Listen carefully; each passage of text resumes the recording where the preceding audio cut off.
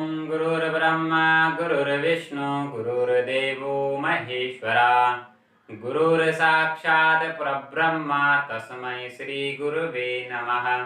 तस्मै श्री गुरुवे नमः। ओम श्री गुरुवेभ्यो नमो नमः। दोस्तों, कहा जाता है कि बिना गुरु के किसी भी व्यक्ति को ज्ञान की प्राप्ति नहीं हो सकती है। नमस्कार दोस्तों, भास्कर ज्योति सेवा में आपका स्वागत है। मैं आचार्य ब्रजमन मिश्रा स्वागत करता हूं आपका अपने इस YouTube चैनल में। दोस्तों, जैसा कि आप लोग जानते हैं कि भास्कर ज्योतिष सेवा का एक ही उद्देश्य रहता है कि सत्य सनातन धर्म, ज्योतिष शास्त्र और हमारे हिंदू धर्म की ऐसी महत्वपूर्ण जानकारियाँ आपके घर तक बहुत ही सरल रूप में आपको प्राप्त कराएं। इसी श्रेणी में आज हम लोग आपको एक ऐसे पर्व यानी कि आप ऐसे त्यौहार के बारे में बताने जा रहे हैं जिसको कि वेद काल से लेकर पुराण काल से लेकर और अब तक बहुत ही महत्वपूर्ण माना जाता है। कहा जाता है कि गुरु के बिना हमें ज्ञान की प्राप्ति नहीं हो सकती है और गुरु पूर्णिमा का पर्व बहुत ही धूमधाम से पूरे भारतवर्ष में जितने भी छात्र लोग हैं वो मनाते हैं। प्रत्येक आषाढ़ मास की पूर्णमासी को यह पर्व मनाया जाता है। दोस्तों, कब आएगा ये पर्व? इस वर्ष कौन सी तारीख में ये गुरु पूर्णिमा का पर्व आने वाला है? गुरु पूर्णिमा के दिन हमें क्या करना चाहिए? गुरु पूर्णिमा का महत्व क्या है? किस प्रकार से छोटे छोटे उपायों के द्वारा आप गुरु का आशीर्वाद प्राप्त कर सकते हैं? ये सारी जानकारी मैं आपको इस वीडियो में देने जा रहा हूं।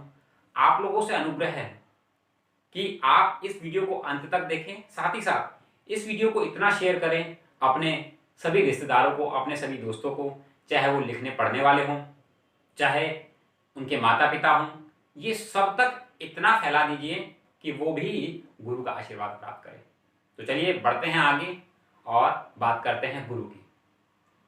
दोस्तों, वेद काल पुराण काल में भी गुरु को भगवान से भी बढ़कर माना गया है।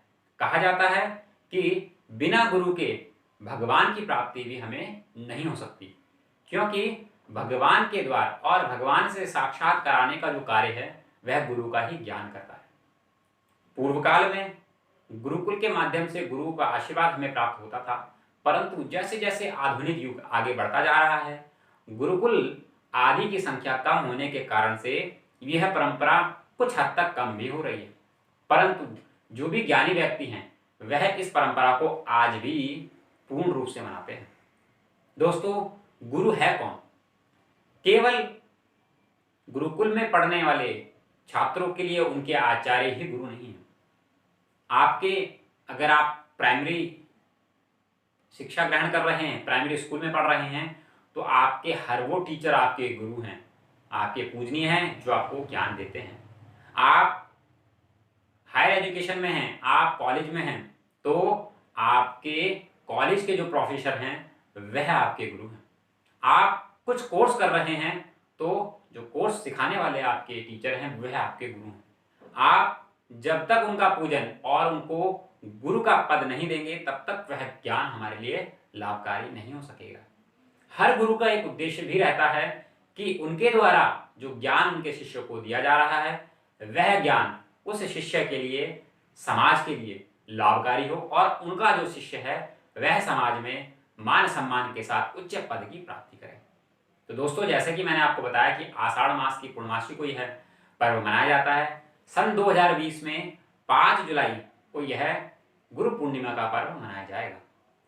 दोस्तों, क्या करें ऐसा छोटा सा उपाय जिससे कि गुरु का आशीर्वाद हमें प्राप्त हो? तो प्रातःकाल गुरु पूर्णिमा के दिन ब्रह्म मुहूर्त में उठ अपने नित्य क्रम से पूरी पूजा पाठ करने के बाद अपने गुरु के दर्शन करने चाहिए।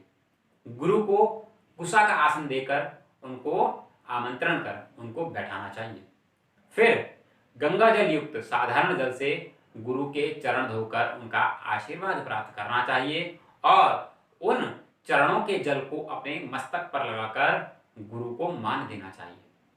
इसके बाद गुरु का रोली और चंदन से तिलक कर पुष्प मालाओं से उनको माला चढ़ानी चाहिए। गुरु के लिए पीत वस्त्र सर्वश्रेष्ठ माना गया है, तो पीले रंग का कपड़ा, धोती, अंगोछा आदि भी उनको भेंट स्वरूप देना चाहिए। साथ ही साथ गुरु के लिए नैवेद्य के रूप में मिष्ठान, फल आदि का भी एक विधान बताया गया है और कुछ द्रव्य, कुछ दक्षिणा भी गुरु को देकर उनका आशीर्वाद प्राप्त करना चाहिए। और अंत में गुरु की आरती का भी विधान बताया गया है। गुरु की आरती कर गुरु की 7 या 11 परिक्रमा कर गुरु का आशीर्वाद लेकर आगे की ओर बढ़ना चाहिए।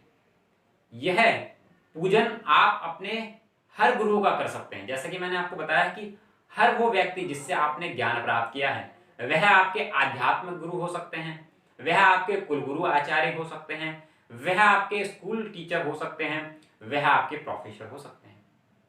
तो आपसे अनुग्रह है कि गुरु पूर्णिमा के दिन जो भी व्यक्ति, जो भी छात्र यह विधि से गुरु का पूजन करता है, तो गुरु के साथ साथ भगवान का भी उनको विशेष आशीर्वाद प्राप्त होता है और गुरु के द्वारा जो उनको ज्ञान दिया जा रहा हो वह ज्ञान उनके लिए अमृतमय होता है। अंत में गुरु का आशीर्वाद प्राप्त कर गुरु से प्रवचन सुनने चाहिए।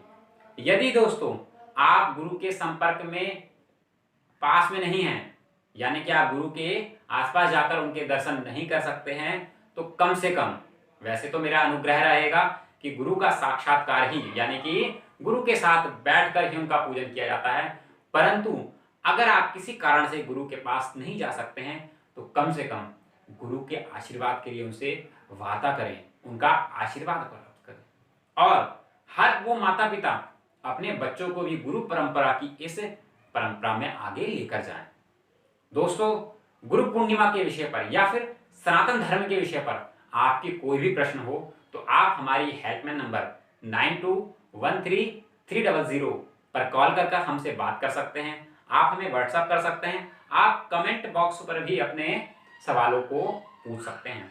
तो दोस्तों, मिलते हैं एक अगली वीडियो में, तब तक के लिए धन्यवाद।